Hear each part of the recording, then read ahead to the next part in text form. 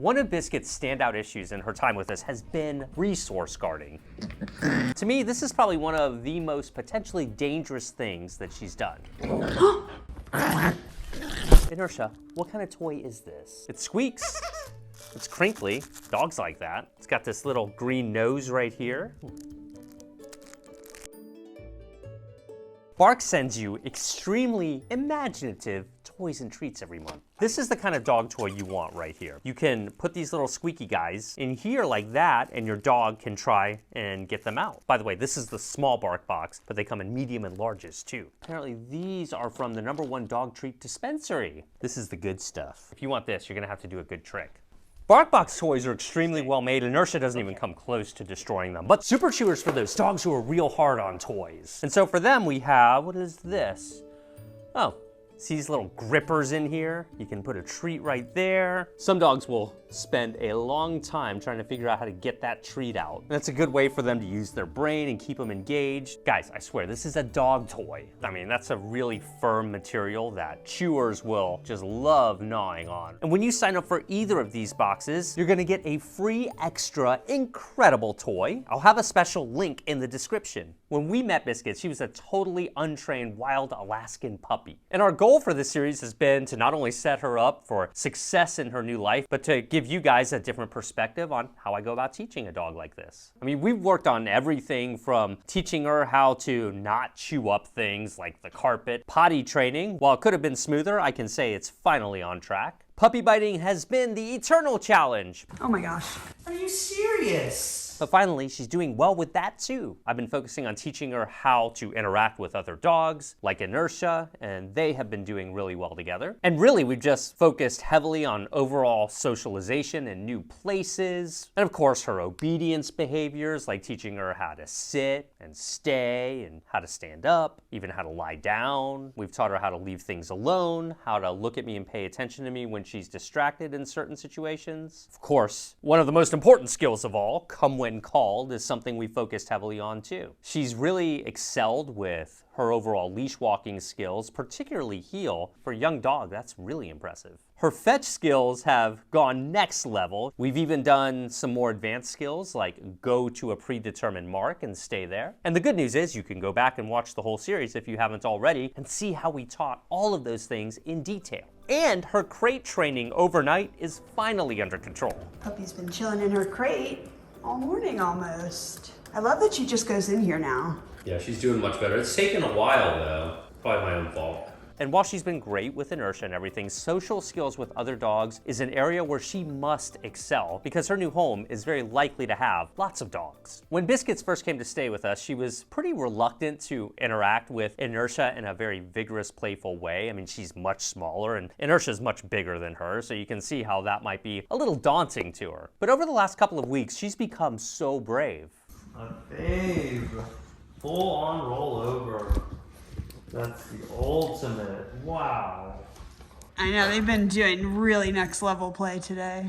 I mean, maybe we should just start making puppy ASMR videos and just post all this uncut and call it a day. I've noticed Inertia doing this thing when Biscuits yipes. Like, she is understanding, but it really feels like she's also like, I know you can take this. Like, all right, come on. Now, instead of giving Biscuits a full break like she was at first, now she's like, okay, well, you chase me if you're upset. Now, in general, I've also been trying to do my part by keeping Inertia at bay and keeping her from going all out with Biscuits during a play session. Lie down. Because there is such a thing as play that's too rough. Easy. Relax. Relax. Gentle. Be gentle. So I like to prevent them. I don't just let them go. Inertia. Relax. I don't just let them go full steam when they're really getting carried away. Just, you know, as a precaution, keep things polite. Okay. So now after Inertia has had a breather, then I'll say, okay, you can go back to playing, that's all. But to me, Biscuit's most serious issue has been her resource guarding. Before Biscuits leaves our custody, I want to make sure I have done everything I can to prepare her for her new life. And ideally, her new life should not involve snapping at people or other animals while she's, say, enjoying a dog chew. And in Biscuit's case, we know that she was by far the absolute smallest dog in a group of probably 20 puppies. She was likely used to being assertive to get what she wanted or needed. And so we're having to teach her to quell that a little bit. This is a stigmatized behavior. This doesn't mean a dog is inherently aggressive by nature. These are natural issues we have to address if we're going to take a dog or a puppy into our life. Occasionally, Biscuits will get protective of something, and she's well on her way to overcoming this natural behavior. Now, I have addressed resource guarding throughout this series, and she's been steadily getting better and better. But today, before I let her go, I've got to do one final test with her to make sure that she doesn't feel the need to overreact while she's chewing on a chew. Sit. Yes. Okay. Good. Good. So that's great. Now, one of the things I have been working on is being able to take her chew away while she's enjoying it. And I want to do so in such a way that doesn't cause her to feel fearful. And it seems like our efforts have been paying off so far. I'm able to take the chew from her without her appearing to feel defensive in any way. See, and I went in there and took it, and so did she. See, we're just going to wait for her to figure it out. Yes. Polite behavior is what gives her the chew. But when she's chewing on something like this and there's another dog in the vicinity, I really feel like that's a potentially vulnerable point. So I want to do some further testing here. But I'm going to bring Inertia out because I am very confident in how my dog would react in a worst case scenario. I've been working up to this with them and they've been good so far. That's why I'm comfortable taking these steps right now. Inertia, heel. I'm going to put Inertia over here on the right, and then I'm going to put her on the left. Switch. I mean, the whole objective right now is just for Biscuits to see, hey, there's another dog nearby while you're enjoying that thing you like. And, you know, as you look at her, you can see she's paying attention to Inertia, and she's aware of her, and so far, so good. And so this is a great way for me to see how Biscuits will do when there's another dog in her immediate area while she chews on this. In other words, Biscuits is learning to associate me coming near them with her getting treats. So is Inertia. And she's learning she doesn't have anything to fear.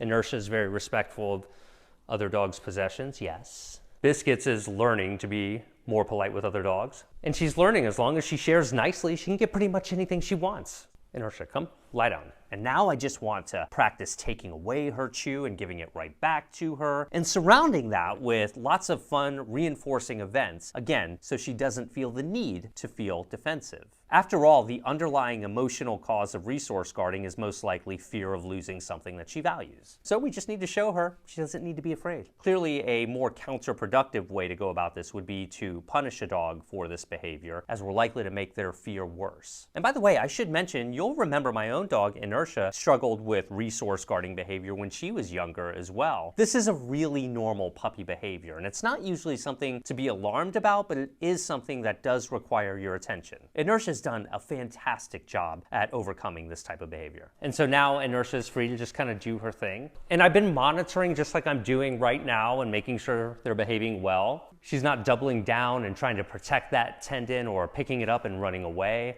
as Inertia ominously circles her. It's still true that Biscuits will playfully take toys from Inertia. Inertia seems to enjoy that game too. Loophole. Found a box. I wouldn't call that resource guarding, I would call that being a brat. The point is that both dogs are behaving, tolerating, and even enjoying each other around this chew toy that they both like without escalating. Ha! So, and I mean, that was a good example of her not resource guarding something that she values. She loves chewing on this bone here, so that's pretty cool.